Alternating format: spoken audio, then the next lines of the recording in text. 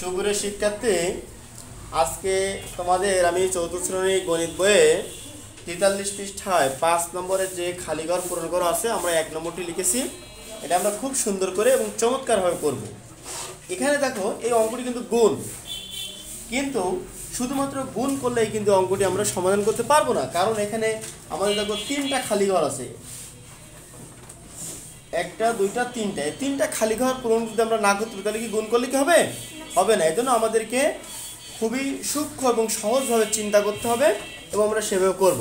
তো প্রথমে আমরা এই গুণ প্রক্রিয়ার ভিতরে আমরা যোগে চলে আসবো। দেখো এখানে শূন্যর সাথে কত যোগ করলে 9 হবে বলো তো? শূন্যর সাথে কত যোগ করলে 9 হবে?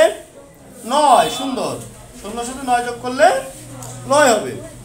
তাহলে আমরা 9 পেয়ে গেছি, যোগফলের 9। এরপরে দেখো আমাদের এখানে 9 আর 6 আছে। 9 আর 6 যোগ করলে কত হবে? 15। 15 কত হবে? 5। হাতে কত থাকবে? 1।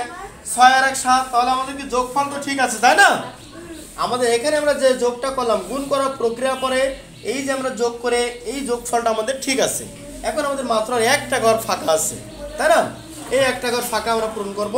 তো দেখো এখানে আমাদের এই 23 দিয়ে 23কে এখানে এমন একটি সংখ্যা দ্বারা গুণ করলে হবে কত? 69।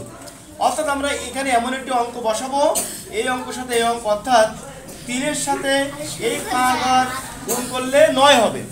তাহলে আমরা কিন্তু এই 9কে এখন আমরা 3 দিয়ে ভাগ করতে পারি। যেমন 3কে 9 দিয়ে ভাগ করলে 3 3কে 9, তাহলে 3 বসাতে পারি। 3 3কে 9, 3 দুগুণে 6, মিলে গেছে না? গেছেই কিন্তু। এরপর আমরা আবার দেখো পরের লাইন, এক লাইন শেষ হওয়ার কারণে 0, 3 3কে 9, 3 দুগুণে 6। ক্লিয়ার সবাই? সবাই বুঝতে পারছো? ধন্যবাদ সবাইকে।